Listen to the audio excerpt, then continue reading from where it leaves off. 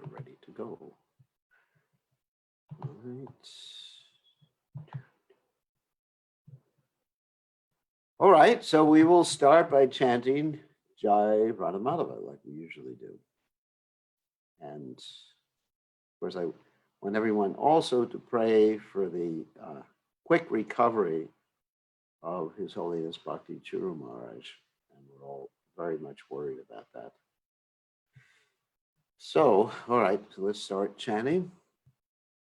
Jaya Radhamadhava Kunna Bihari Jaya Radhamadhava Kunna Bihari Gopi Jana Vallabha Kiribharad Hadi Gopi Jana Vallabha Kiribharad Hadi Yashodanandana Rajajana Ranjana Yashodanandana Rajajana Ranjana Yamuna Tira Manachari Yamuna Tira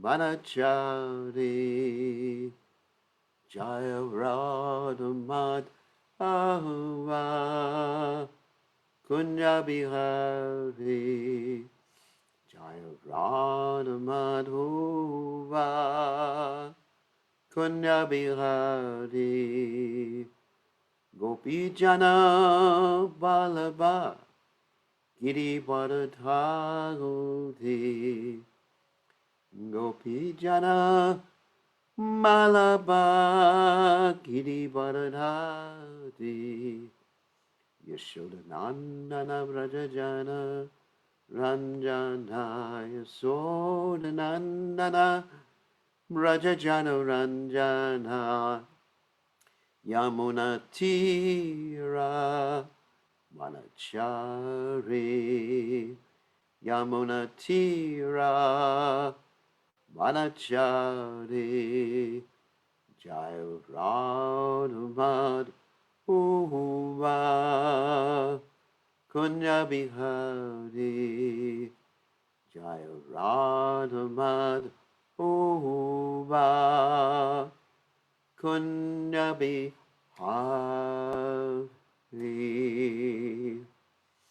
Jai Om Vishnupad Paramahansa Paravimpacharya Hostuteta Satishi Shimad His Divine Grace Abhaya Charanada Bhaktivedanta Goswami Srila Prabhupada Ki Jai ISKCON Founder Acharya Srila Prabhupada Ki Jai Anantakoti Vaishnava Vrinda Ki Jai Namacharya Srila Thakur Ki Jai Ram Se Gaho Shri Krishna Chaitanya Prabhu Nityananda Shivadva Gadadha Shivasri Gaur Bhaktivedanta Ki Jai Shri Shri Radhakrishna Gopi Sayam Kunda Radha Kunda Giri Govardhan Ki Jai Vrindavanam Ki Jai Maturam Ki Jai Jagadasami Ki Jai Yamunamai Ki Jai Shrimati Tulasi Devi Ki Jai Samaveda Bhakta Vrinda Ki Jai Gaur Premananda Hari Hari Gaur.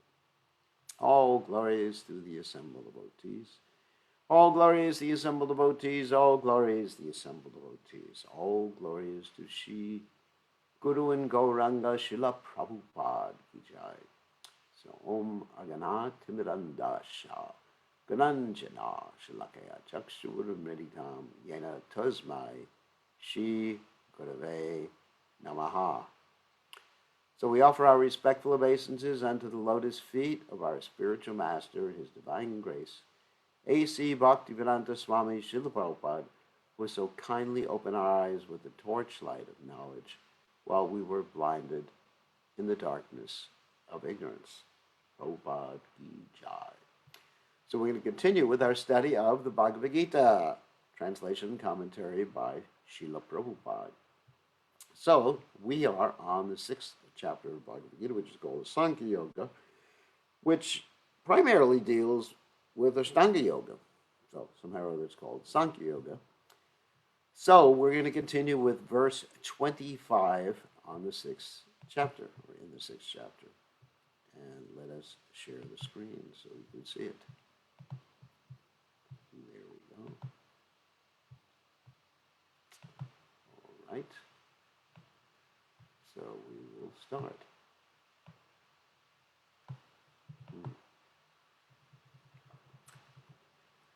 Achanai shanar uparamed buddhadriti grihitya atma samstam manakritva nakinchidapi chintayet. Shanahai, gradually. Shanahai, step by step. Uparamet, one should hold back. Buddhya, by intelligence. Driti grihitya, carried by conviction. Atma samstam, placed in transcendence. Manaha, mind. Kritva, making. Na, not. Kinchit, anything else. Api, even. Chintayet, should think of.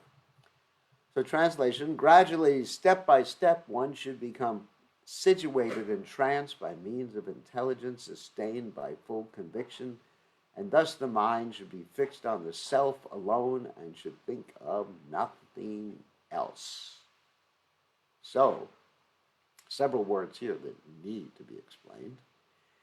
Intelligence, of course, trance, for a bhakti yogi, trance means being absorbed in serving Krishna, whatever Krishna wants.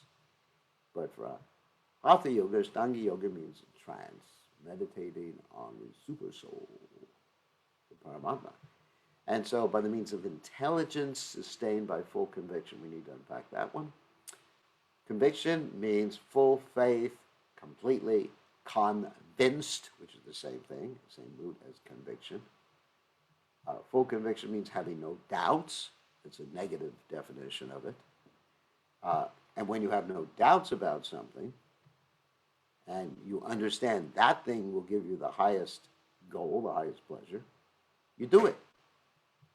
If someone has doubts, they're thinking, well, maybe it won't work for me, or maybe it's not true, something like that.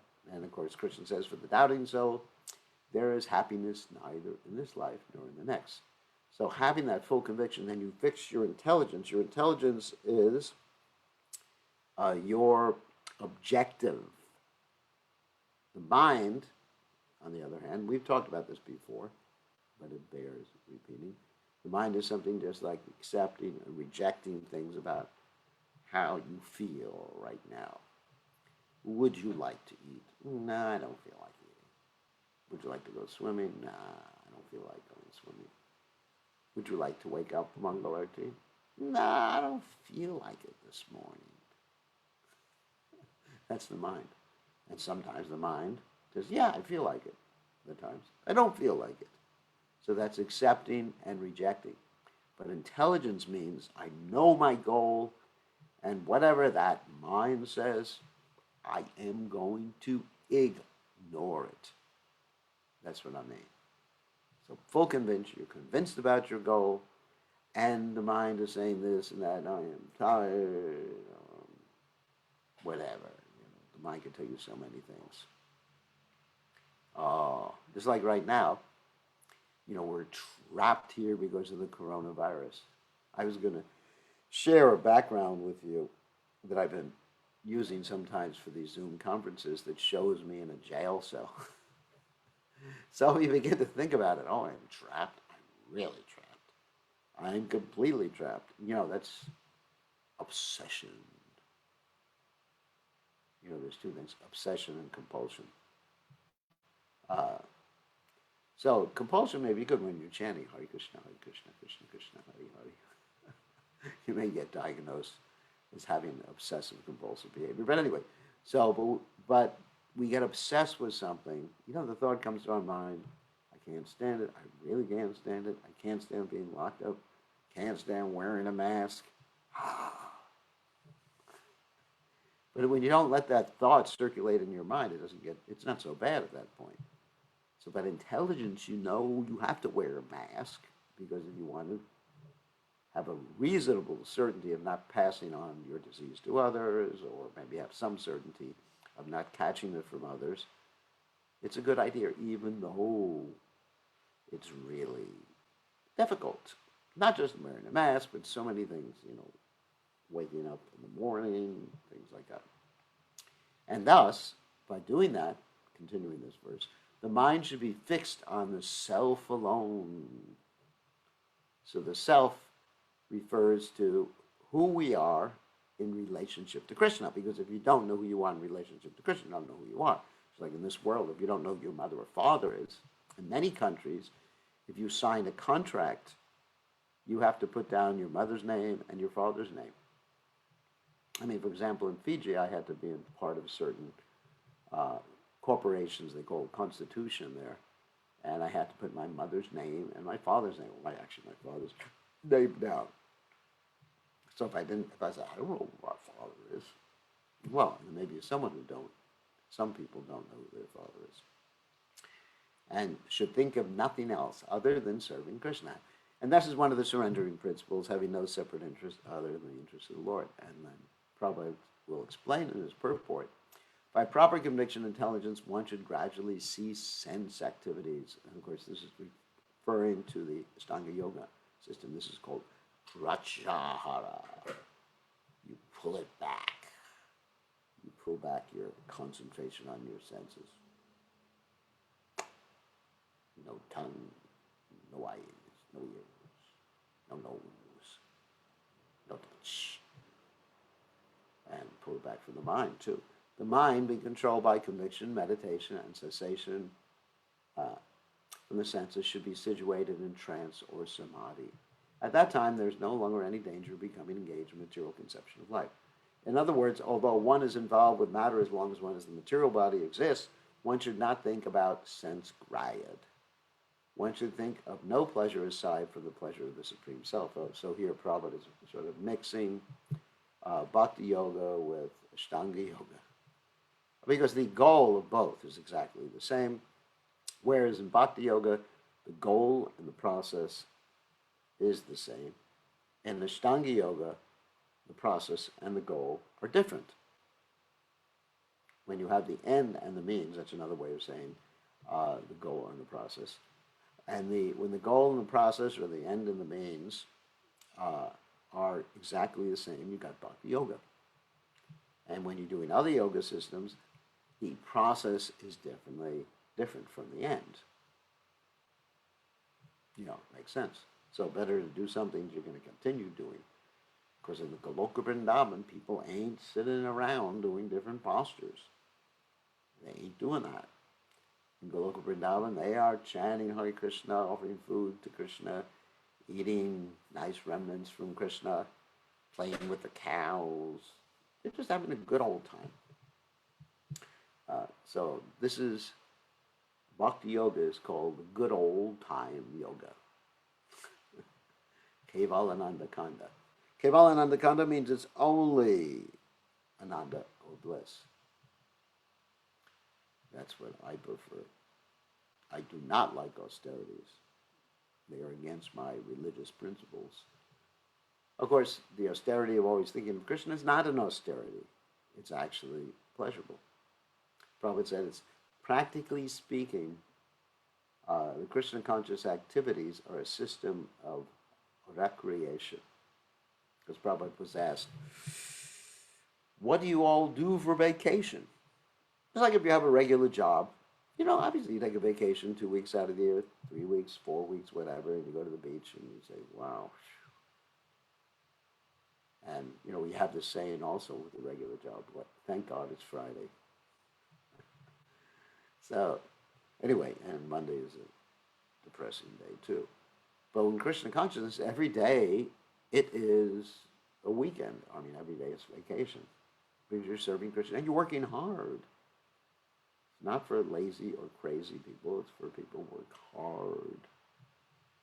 So, and all right, next verse. Yato nischalati manas chanchalam astiram tatastato niyam yaitad atman yeva visham niyet. Yata, wherever. Nischalati becomes very agitated. Manaha, the mind. Chanchalam, flickering. Astiram, unsteady. Tata, tata, from there. Niyamya, regulating. Etat, this. Atmani, in the self. Eva, certainly. Vasham, control. Yet, must bring under. So the translation is, from wherever the mind wanders due to its flickering and unsteady nature, one must certainly withdraw it and bring it back under the control of the self. That is really difficult, unless one is doing things out of love. Like we mentioned many times before, someone who is in material love, he's focused, or she is focused. Just like the story of Romeo and Juliet, or Rapunzel, anyway. Oh, we should get into that. They were just so focused on each other. They didn't have to worry about controlling the mind. The mind automatically gravitated. Of course, that's a very advanced platform in lust in the material world, and it's a very advanced platform in Krishna consciousness. As we've mentioned before, when one becomes advanced in Krishna consciousness, if one tries to think of the illusory energy, the mind automatically goes back to Krishna. Now, the stage that most of us are in right now, when we try to think of Krishna, the mind automatically goes back to the illusory energy. Therefore, it's important for us to do something with this material world that's in accordance with our psychophysical nature, so our mind can always be absorbed in Krishna work. So, for us, this particular verse means, we should think of what we can do for Krishna. Don't ask what Krishna can do for you, but ask what you can do for Krishna. So if we're thinking about, according to our psychophysical nature, and we mentioned before about Varnashram, whether one is a Brahmin, well, for Krishna, I like to study. For Krishna, I like to talk about Krishna, not just talk. If I'm a Kshatriya, I like to protect people. I like to manage, maybe run for office, God forbid. If I'm a Vaishya, I like to take care of cows and agriculture, engage in commerce and trade, etc., like that. And I'm a Shudra, I like to work with my hands, like do things and create things, like artistry, music, things like that. So that's what it means for us. For us, this particular verse means, think of your service for Krishna. And that's how you bring back your mind. You can't just bring it back by trying to negate the flickering nature. Because if you try to negate some particular thought, that thought comes back with renewed vigor, more and more ferocity. Just try it. Try something that your mind continually is thinking about, and just like, no, I'm not going to think about that. I'm not going to think about that. I'm not going to think about it. Not. You can't do it not. Okay. So therefore, think about what you're doing for Krishna. That's what it means to bring it back under the control of the self. Purport. The nature of the mind is flickering and unsteady, but a self-realized yogi has to control the mind. The mind should not control them. One who controls the mind, and therefore the senses as well, is called a Goswami or Swami. Let me translate that. Go doesn't mean to go somewhere. Go means the senses. Go can also mean cows too, but in this particular case it means the senses. So go, and the word Swami means, not way down upon the Swami River, it means a controller or master. Just like if someone has a boss sometimes, you may call him Swami, means master, or boss, basically. So Goswami means that you are the master of your senses. You control them. And Swami basically means the same thing, master. In this particular case, master of your senses, which includes the mind. And one who is controlled by the mind is called a Godas. Dasa means servant. Go means senses again. And therefore Prabhupada translates it as a servant, the servant of the senses. We serve the tongue, we serve the nose, we serve the ears, we serve the belly, we serve the genitals, we serve. Yes, we're always servants by nature. You just get to pick who and what you serve. You can't get away from the service attitude. So, right now we are serving something that gives us misery. Asad Indriya Parshanat. Actually, this is a verse spoken by Devahuti to her son Kapila Dev. She said, I'm sick. Sorry, I don't understand. Whoops. That was my Google home. Anyway, I better be careful before I trigger it again. So, spoken by Devahuti to her son Kapila, and she said, I'm sick of the disturbances caused by the senses. Asadindriya Darshanat. So please guide me. So what Goswami knows the standard of sense happiness. In transcendental sense happiness, the senses are engaged in the service of the He Kesha, or the supreme owner of the senses, Krishna. Serving Krishna with purified senses is called Krishna consciousness. That is the way of bringing the senses under full control. What is more, that is the highest perfection of yoga practice. Very easy. Text 27.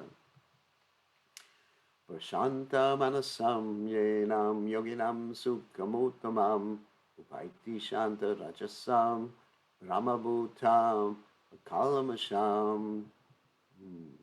Prashanta, peaceful, fixed on the lotus feet of Krishna. Manasam, whose mind he certainly. Enam, this. Yoginam, yogi. Sukham, happiness. Uttamam, the highest. Upaiti attains. Shanta rajasam, his passion pacified. That's an interesting expression. Shanta means peaceful. Peaceful passion. Brahma Bhutam, liberation by identification with the Absolute. In other words, knowing your spiritual nature. Kalama Sham, freed from all past sinful reactions. The yogi whose mind is fixed on me verily attains the highest perfection of transcendental happiness. He is beyond the mode of passion. He realizes his qualitative identity with the Supreme, and thus he is freed from all reactions to past deeds.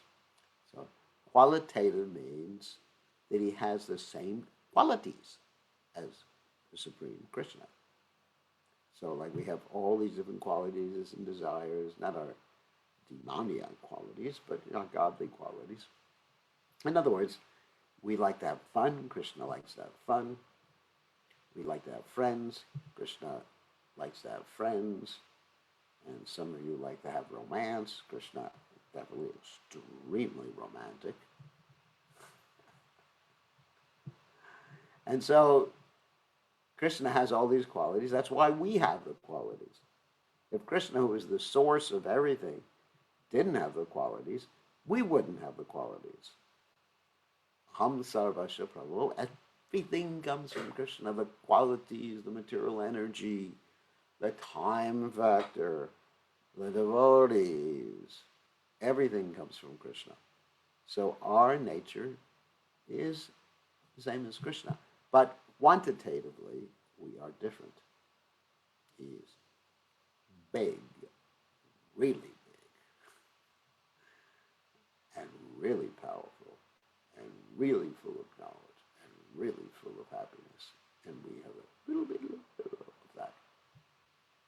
So, anyway, so that's the yogi. He realizes that, and he goes beyond. The passion means passion. Passion fruit. Passion means to acquire something or enjoy something. The planning to enjoy or acquire something. Because what a yogi is thinking, if I had this, what so profiteth a man if he gets the whole world and loses his eternal soul? That's what he's thinking. Also, he's thinking he can't take it with you. So purport, Brahmabhuta is the state of being freed from material contamination and situated in the transcendental service of the Lord. Mad bhaktim labhate param. That's from the Gita, 18th chapter, text 54. One cannot remain in the quality of Brahman, the Absolute, unless one's mind is fixed on the lotus feet of Krishna, Savaimana Krishna Padaravindayo. Bhagavatam, 9th canto, 4th chapter, text 18. That's about Maharaj Ambarish. We read this verse yesterday about him in yesterday's Bhagavad Gita class. To be always engaged in the transcendental loving service of the Lord, or to remain in Krishna consciousness, is to be factually liberated from the mode of passion and all material contamination. Pretty simple stuff. I better turn my phone off too. So, next verse. Yunjanevam sadatmanam yogi vigatakam shaha yuksukena brahma samsparsham atyantam sukamashnate. Yunjan, engaging in the yoga practice, evam, thus, sada, always, atmanam, the self, yogi, one who is in touch with the Supreme Self, vigata, freed from kalma shaha, all material contamination, sukhena, in transcendental happiness, brahma samsparsham, being in constant touch with the Supreme. Actually, that word is samsparsham, is very good. Sparsham means like touch. Sam means complete, like you have the word sankirtan, samadhi, same thing. So it means complete touch with Brahma, or spirit. Atyantam, the highest sukham, happiness, ashnute, attains. Thus the self-controlled yogi, constantly engaged in yoga practice, becomes free from all material contamination and achieves the highest stage of perfect happiness in transcendental loving service to the Lord. Simple. Purport. Self-realization means knowing one's constitutional position in relationship to the Supreme. Simple. You know who you are. Okay. We explained this before today, so we don't need to explain it again. Because you can't know who you are until you know where you came from and who you're part and parcel of. Your eternal spirit soul. The individual soul is, actually Prabhupada says the same thing. The individual soul is part and parcel of the Supreme, and his position is to render transcendental service to the Lord. This transcendental contact with the Supreme is called Brahma Samsparsha. It means complete, absolute contact with the Lord. Not just sparsha, which means you just touch something, but complete touching, complete absorption. Text 29. Sarvabhutastam atmanam sarvabhutani chatmani ikshate yoga yuktatma sarvatrasam adarshanaha. Sarvabhutastam, situated in all beings, atmanam, the super soul, sarva, all bhutani entities, cha, also atmani, in the self, ikshate, dasi, yoga yukta atma, one who is dovetailed in Krishna consciousness, sarvatra, everywhere, samadarshanaha, seeing equally. A true yogi observes me in all beings and also sees every being in me. Indeed, the self-realized person sees me, the Supreme Lord, everywhere. So in other words, Krishna is in everyone's heart. Also, we see Krishna in every being because every being is part and parcel of Krishna, qualitative, equal with Krishna, which we mentioned before. You can actually learn about Krishna just by seeing this material world, how people interact, and projecting that upon the spiritual realm. I mean, because it's not a perfect way of understanding things, but it's a way, because the material realm is a reflection backwards of the spiritual realm. This 15th chapter of the Gita explains that more precisely in the metaphor of the banyan tree that's being reflected on the body of water in which the roots are up and the branches are down. So in other words, we see Krishna everywhere. In other words, we see, if I'm looking at my computer right now or at the screen right now, that's Krishna. Krishna's in every atom. It's Krishna's energy. It's being used for Krishna. So I can't help or get away from the point that Krishna is everything. But in one sense, he's different. That's the Chinjabeta Veda Tattva philosophy. Krishna is everything simultaneously. He's different from everything. Wow. It's like the sun is different from the sunshine. Example Prabhupada gave. A Krishna-conscious yogi is the perfect seer because he sees Krishna, the Supreme, situated in everyone's heart as Super Soul, Paramatma. Ishvara Sarva Bhutanam Hridesha Arjuna Tishtati. The Lord in his Paramatma feature is situated within both the heart of the dog and that of the Brahman.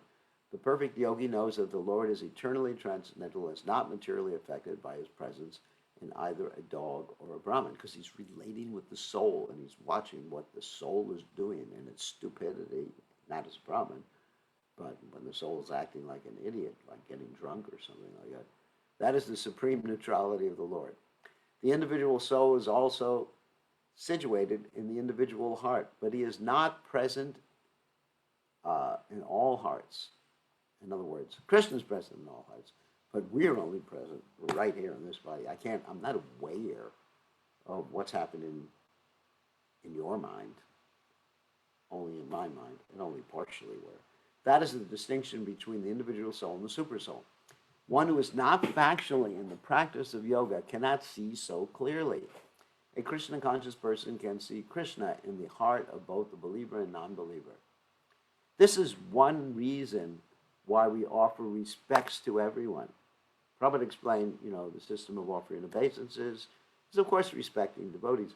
But beyond that, we're respecting the soul, the super soul, in everyone's heart, because everybody's body is meant to be a temple of God. God is there, and you have to make it worthy of God's presence. In the Smriti, this is confirmed as follows: Atatvach cha matravach cha atma hi paramo hari. The Lord, being the source of all beings, is like the mother and the maintainer. As the mother is neutral to all different kinds of children, the Supreme Father or Mother is also. In other words, her own children. Not all children, like a mother is not equal to everyone's child, but to her child. And the Supreme Father or Mother is also. But Krishna is the Father of everyone. And Krishna's consort, Srimati Radharani, in her expansions, she's the mother of everybody. So consequently, the super soul is always in every living being. Outwardly, also, every living being is situated in the energy of the Lord. As we explained in the 7th chapter, the Lord has primarily two energies, the spiritual, superior, and material or inferior. The living entity, although part of the superior energy, is conditioned by the inferior energy. The living entity is always in the Lord's energy. Every living entity is situated in him in one way or the other. And we've explained this before. There's 3 Shaktis that are mentioned here, Tritiya Shakti Ishate. There's the spiritual energy, material energy, and the marginal energy. That's the living entity. It's another way of saying the living entity. And the marginal energy, that's us, has the ability to choose between which one it wants to be in. Simple as that. You can go swimming or you can be out on the land, whatever. You choose. But you're one of the 2 places. Of course, you can have one foot in the water, another foot on land if you want. But it's kind of an unusual circumstance. So anyway, so therefore, we're in the Lord's energy, and we choose which energy we're in. The yogi sees equally because he sees that all living entities, although in different situations, according to the results of fruit of work, that means their karma, in all circumstances remain the servants of God. Wow. Now, the example probably gives in this regard is that a citizen in the country can either serve the country voluntarily, or if the citizen breaks the laws, then he goes to jail and he serves the country involuntarily, by force. For example, in Florida, you have all these different expressways, motorways, interstates, whatever. But originally, they were built by chain gangs. What is a chain gang? A chain gang is a group of prisoners, probably not really high security prisoners, but prisoners who the government doesn't want to escape, but they want them to do some practical work. So they chain their legs to each other and to something else, I guess. I guess if there's 20 of them chained to each other, nobody's running away. It's going to be kind of hard. And they work hard, and the roads were built by these chain gangs. So you can say they serve the state, but that is not a desirable way to serve the state. It's better to serve the state voluntarily, being an honest citizen, paying your taxes. You may say, what about paying taxes? But when Lord Jesus was asked about this, he said, render unto God what is God's, render unto Caesar what is Caesar's. In other words, just be an honest citizen, be a perfect gentleman. Remember that. So remember, everybody is in the Lord's energy. That's right. The yogi sees equally because it sees that all living entities, although in different circumstances, according to the results of fruit work, can also remain the servants of God. I'm not explaining that because they're serving God voluntarily or involuntarily. While in the material energy, the living entity serves the material senses. Yes, tongue. Yes, tongue, sir. I will do what you say. Yes, mind. Mind. You are saying I should go here, I should go there. Don't stay and serve in that temple. Go there. Okay, mind, whatever you say, I am your humble slave and servant. So living entity serves the material. Because the mind is one of the senses. Actually, we describe this as sixth sense, not in terms of psychic phenomena, but in terms of the controlling sense. Or the example we gave before, like the reins on the chariot and the driver is the intelligence, while the spiritual energy serves the Supreme Lord directly. In either case, the living entity is the servant of God. The vision of equality is perfect in a person in Krishna consciousness. Everyone is a servant of God and serving. And this is, again, my most favorite verse in the Gita. 6:30. Yomam pashyati sarvatra sarvam chamai pashyati tasyaham na pranashyami sachame na pranashyati.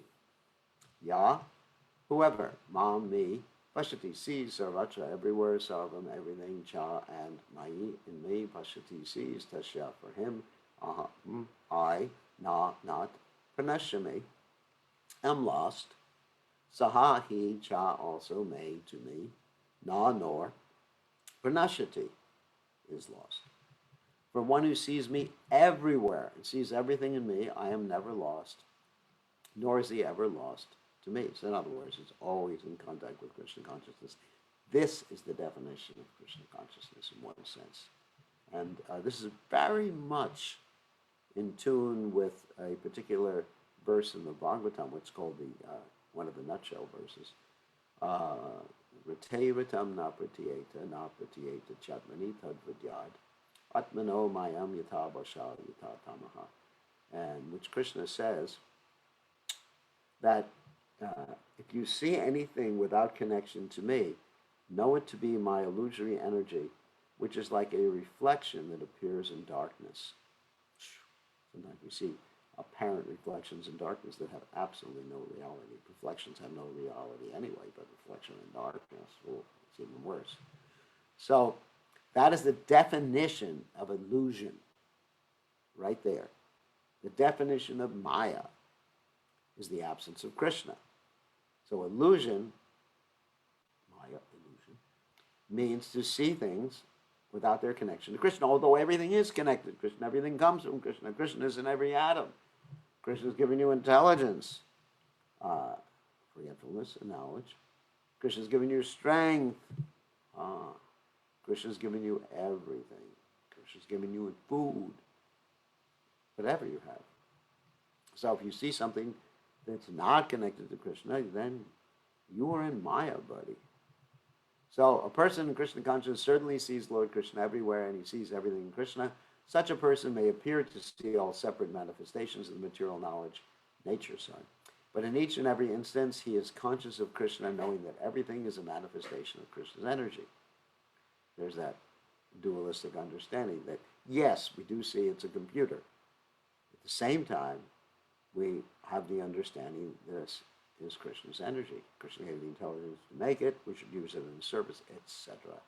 Nothing can exist without Krishna, and Krishna is the Lord of everything. This is the basic principle of Krishna consciousness.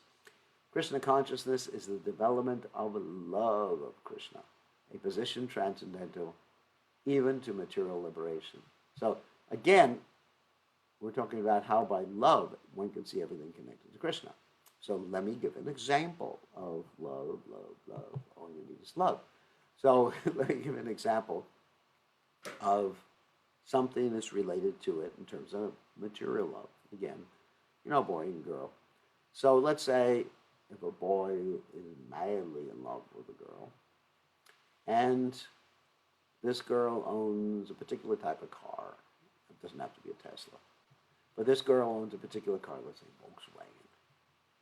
So a Volkswagen Rabbit. That's a small Volkswagen. So therefore, when he sees her car, he feels her, or feels that she's with him, somehow or other. He thinks of her, meditates on her, even more than normal. Because it's love. And even when he sees another rabbit, we're not talking about a little bunny rabbit, but when he sees another Volkswagen rabbit, his mind automatically thinks of it. That's called a vibhava, technically speaking. So that's how love forces you to see everything, because it's Krishna's. You see shoes that belong to someone, you remember the person, right? If I see a Bhagavatam, I remember Prabhupada. So anything connected to that person, you actually remember them, if you love them. If you don't love them, you want to forget them. So that's the whole point. By seeing everything connected to Krishna, then everything becomes an impetus for remembering Krishna and love of Krishna, if you love Krishna.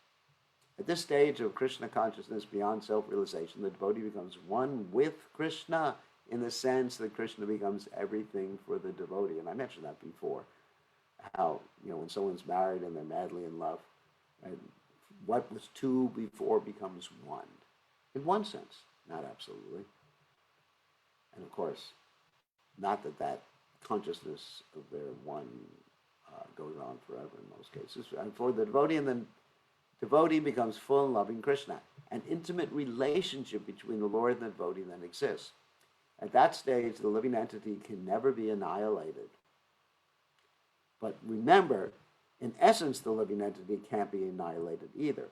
But here we're talking about his position, his realization cannot be annihilated, no matter what. Nor is the personality of God ever out of the sight of a devotee. Because everything becomes an impetus for remembering Krishna. Everything. I mean, can you imagine? What is that consciousness? Just like here's the glasses. How can you make that an impetus for remembering Krishna? But a pure devotee, that's an impetus. He'll look at the glasses and think of Krishna. I look at the glasses and just think, wow, they have to be cleaned. So imagine, we can't understand a pure devotee's consciousness. They will look at anything and it just reminds them of Krishna. Amazing. To merge in Krishna is spiritual annihilation. In other words, people want to merge, become one with God. That's like suicide. You can't actually do it, but it's like a desire for suicide. A devotee takes no such risk. It is stated in the Brahma Samhita, in the 5th chapter, text 38. Premanjana Chorita Bhakti Vilochanena Santaksaraiva Rayeshu Vilokyanti Yang Saim Sundaramachincha Guna Sarupam Govindamani Purasham Tamaham Bhajami. I worship the primeval Lord, means the original Lord, from who all the lords came from. Govinda, who is always seen by the devotee whose eyes are anointed with the pulp of love. He is seen in his eternal form of Shaima Chandra, situated within the heart of the devotee. In other words, you're always seeing Krishna. It's not that necessary, just look around and see little flute players all over the place, Govinda. But you're seeing that everything is his property in this way. you see him everywhere. I mean, it's a fact. Just like when my mother used to have the little bronze shoes of mine as a little baby. She was my first devotee, first disciple. When she sees that, tears come to her eyes like torrents of rain. So anyway, at this stage, since she's seen me, she's seen her little baby. At this stage, Lord Krishna never disappears from the sight of the devotee, nor does the devotee ever lose sight of the Lord. In the case of a yogi who sees the Lord as Paramatma within the heart, the same applies. So, if the yogi is just realizing Paramatma rather than Bhagavan, then the same principle applies. Such a yogi turns into a pure devotee and cannot bear to live for a moment without seeing the Lord within himself. Because Krishna is so beautiful. Okay, next verse. Sarva bhutastitam yomam vajate ekatvam astitaha sarvata vartamanopi yogi mai vartate. Sarva bhutastitam, situated in everyone's heart, yaha, he who, mam me, bhajati, serves in devotional service, ekatvam, in oneness, astitaha, situated, sarvata, in all respects, vartamanaha, being situated, api, in spite of, saha, he, yogi, the transcendentalist, mayi, in me, vartate, remains. Translation, such a yogi who engages in the worshipful service of the Supersoul, knowing that I and the Supersoul are one, remains always in me in all circumstances. So the yogi should know that Bhagavan and Supersoul are the same person, just acting differently in different circumstances. A yogi who is practicing meditation on the Supersoul sees within himself the plenary portion of Krishna as Vishnu. So the word plenary means on the same plane. It's not that Vishnu is any less God than Krishna. He's just an expansion and non-different from Krishna, Advaita Chuta, Nadiva Nantarupamajam, Puranapurusham, Nabhyopanam Cha, the same but unlimited manifestations of Krishna's different personalities. Just like an expert actor may have unlimited roles that he plays, but he's always the same person. So it's Krishna's Vishnu with 4 hands holding kancha, wheel, club, and lotus flower. The yogi should know that Vishnu is not different from Krishna. Krishna in this form of Supersoul is situated in everyone's heart. Furthermore, there is no difference between the innumerable Supersouls present in the innumerable hearts of living entities. In other words, you don't have a different Supersoul than me. My Supersoul is better than your Supersoul. Nor is there a difference between a Krishna-conscious person always engaged in the transcendental loving service of Krishna and a perfect yogi engaged in meditation on the Supersoul. So, they're the same and different simultaneously. In other words, they're meditating on the same person in different moods. So it's not absolutely the same, but there is some variety in there. Just like someone who serves the boss in the office can be said to be the same as someone who serves the boss at home, his family. But there's difference in different moods. You understand? So you can say there's no difference, they're serving the same person, but there is difference also. There's one and different simultaneously. The yogi in Krishna consciousness, even though he may be engaged in various activities while in material existence, remains always situated in Krishna. This is confirmed in the Bhakti Rasamrita Sindhu, which means the ocean of nectar of devotional service. 1-187 of Srila Rupa Goswami. Nikhilas vapi avastasu jivan muktasu uchate. So a devotee is liberated even in this life. You see how Prabhupada translates it. A devotee of the Lord, always acting in Krishna consciousness, automatically liberated. In the Narada Pancharatra, this is confirmed in this way. Dit kalad yana vachine Krishna chitto vidaya cha tanmayo bhavati brahm jivo brahmani yojayat.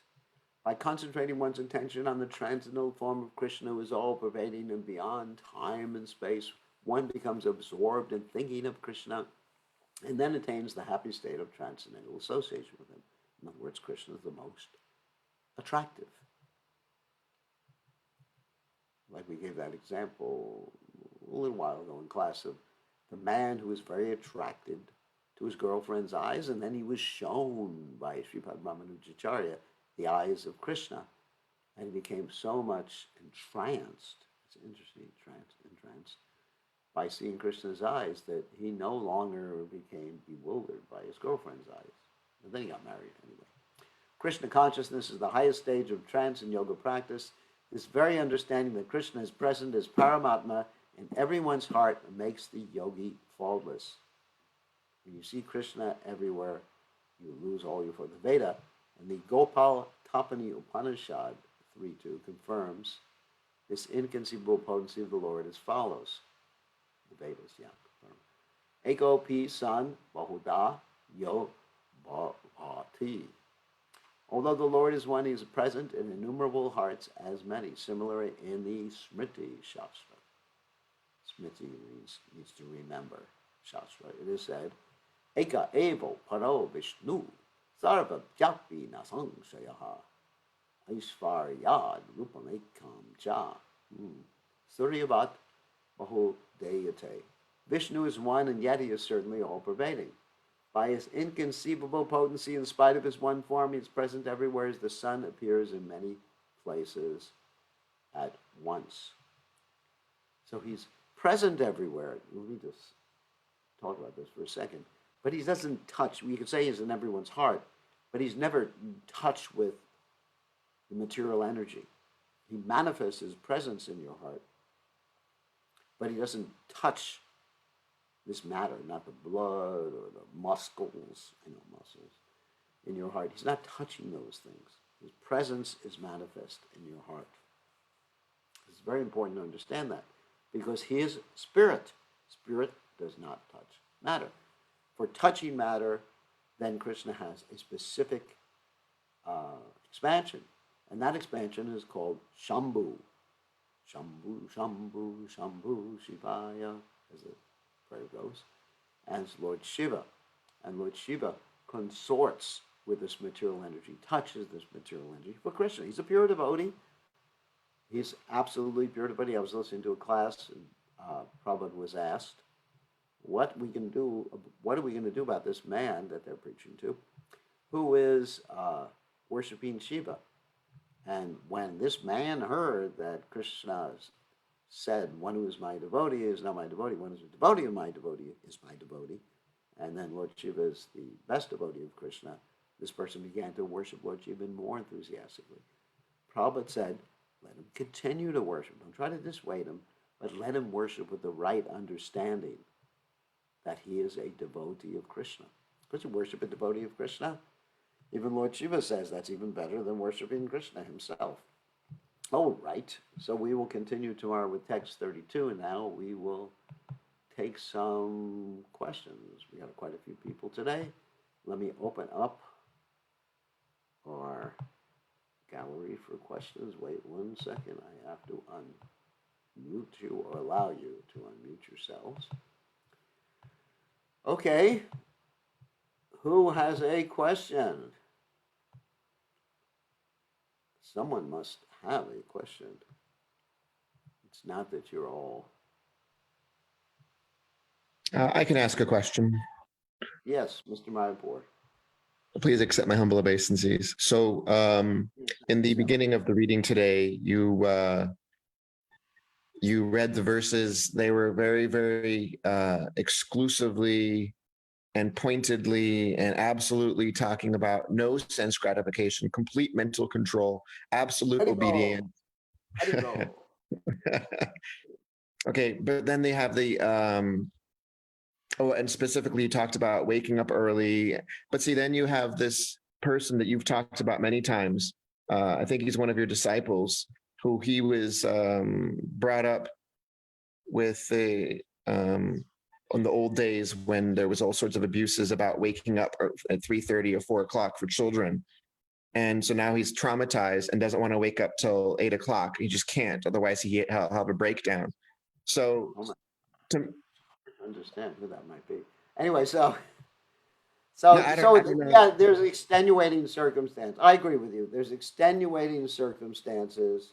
Obviously, we are extremely soft-hearted and saintly. So, so yes, there are extenuating circumstances. Sometimes people, because of past experience, physical and things that are going on, then yes, then they get special dispensation from the guru. It's like Staggered. it's like it's like if someone live like me. Let's say if I go to play golf, and I'm really bad at golf, just so we can have a reasonable chance of having a good game and not getting laughed out of the golf. I'll get a special handicap. So so we give handicaps to different disciples. Tiger Dave. It's like it's like in the Catholic Church, you have the Pope gives dispensations. Mm. So you don't know about that, but anyway, so we have dispensations. No, anyway, I understand different people's situations, and I try in my empathic, compassionate, loving, what are the words that make me go, ecstatic best, to actually make adjustments for rascal. Oh, anyway, make adjustments. Sorry, I mean that was a Freudian slip. But anyway, try to make adjustments. So good point. Thank you very much for asking that question. Hare Krishna. Indulgences. Yeah, actually, Gopal, correct me. It's indulgences. So actually, the Catholic Church used to sell indulgences. Yes, I remember that, Gopal. So we can sell some indulgences. If someone really has trouble doing certain things, we have a price. Just contact me later on for my full price list. All right. Thank you. If you can't do certain things, and we will send you our PayPal address and everything like that, so you can get special indulgences. So that's good. Thank you, Gopal, for reminding me about these indulgences, because I guess it's a major source of income. So, all right. Anyway, so who else has a question? Hey, I have a question. Who Can you is hear me? that? Who's that? Is Ravi? Oh, Robbie, Can you it's good to see you. You recovered now, Robbie? Yeah. I have a Okay. I have a question. So about the last verses that you just showed was about Surya, or rather, it was about Krishna being compared to the To the sun. sun. So Right. my question is, what is Surya's role in all this? Whose side is he on? Because on one hand, we have Krishna, who has sort of the guna, or the qualities of the sun, but we also have Karna, who is on the other side of the battlefield, who is in fact actually the son of Surya. So, yeah. All right. Interesting question. For those of you who don't know the Mahabharata too well, Karna is the son of the sun, and Arjuna is the son of Indra. So, Krishna, in the Brahma Samhita, the sun is called the eye of Krishna. And the sun god is sometimes called Surya Narayan. In certain circumstances, not in all circumstances, Krishna actually takes on the position of the sun god. Or he may take on the position of Lord Brahma when there's no one else to fulfill that particular role. And so, in those cases, Krishna is the sun god. In other cases, the sun god is a jiva soul who takes on that particular position.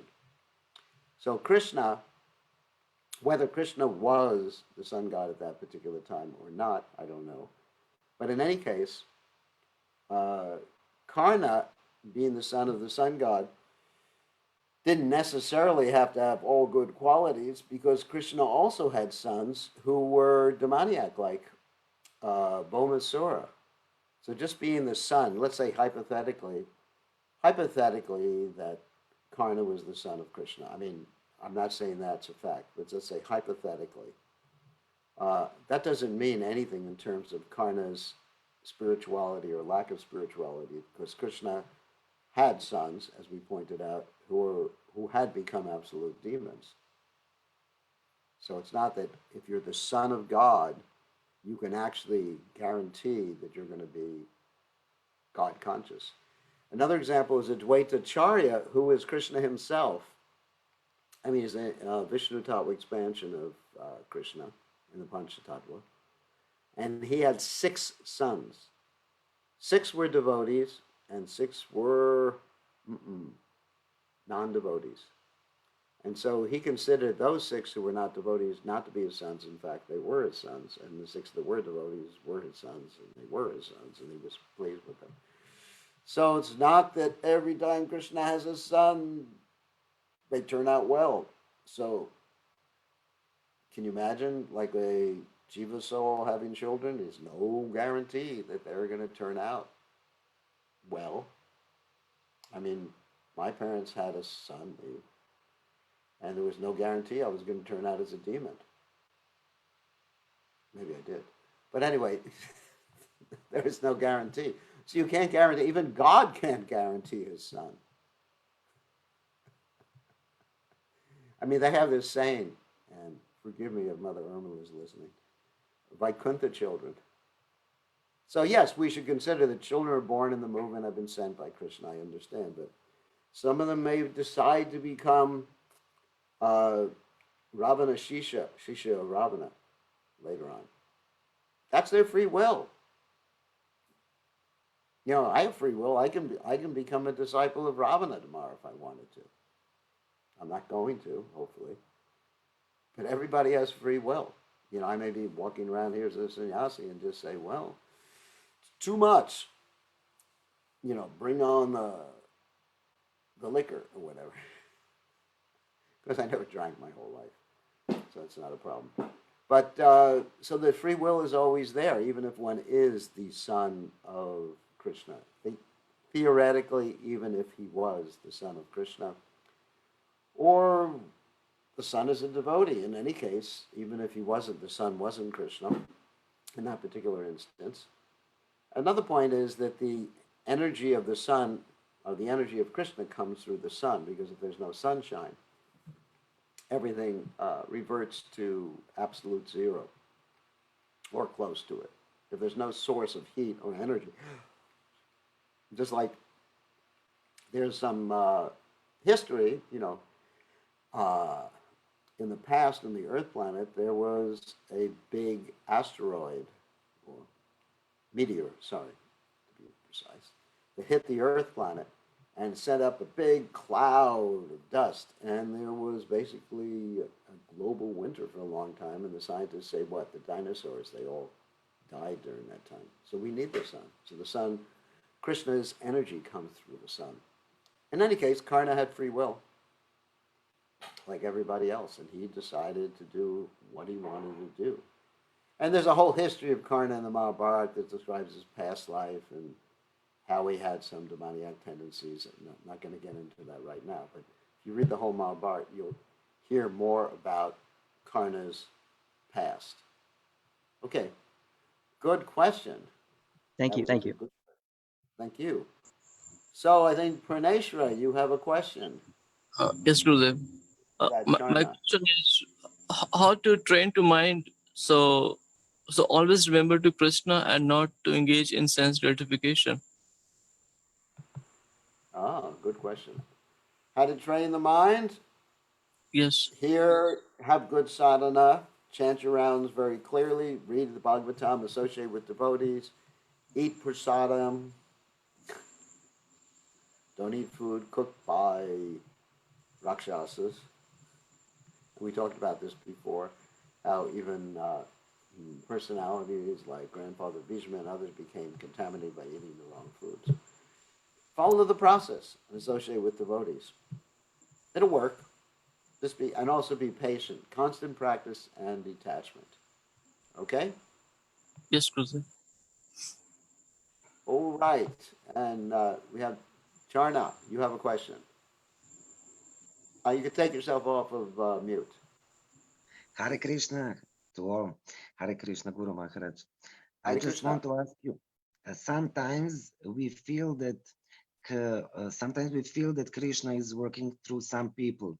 Sometimes we don't see that. We see some gunas, or you said that, and how to see why we have that double thinking, why we can see Krishna everywhere, anywhere, through all people when something happened, if you Yeah, understand me. that's called dualistic thinking. And the reason we have that is basically because we're not Krishna conscious. It takes time to train the mind to see Krishna everywhere. Because the reason we're not Krishna conscious is we want to have life without Krishna. We want to be the center. We want to be the controller. Ishwaraham aham bhogi. We want to be the enjoyer. We want our independence from Krishna. I mean, it's hard. It's really hard to be really dependent on Krishna, surrendered to Krishna. It's difficult. It's difficult. We're used to doing things in our own way. And it's hard. I mean, it is hard in the beginning because it means simply doing things to please Krishna. And we're thinking, what about me? Me. So that's why it's hard. All right? Just keep practicing and it'll happen. It'll happen one day. I guarantee. Probably guarantees it. Okay, I think we should end now. Thank you all for joining us. I think it was a nice evening. And we'll see everybody tomorrow evening, same time, same station. And continue with our Bhagavad Gita study. Exciting Bhagavad Gita study. All glories to Srila Prabhupada, Ki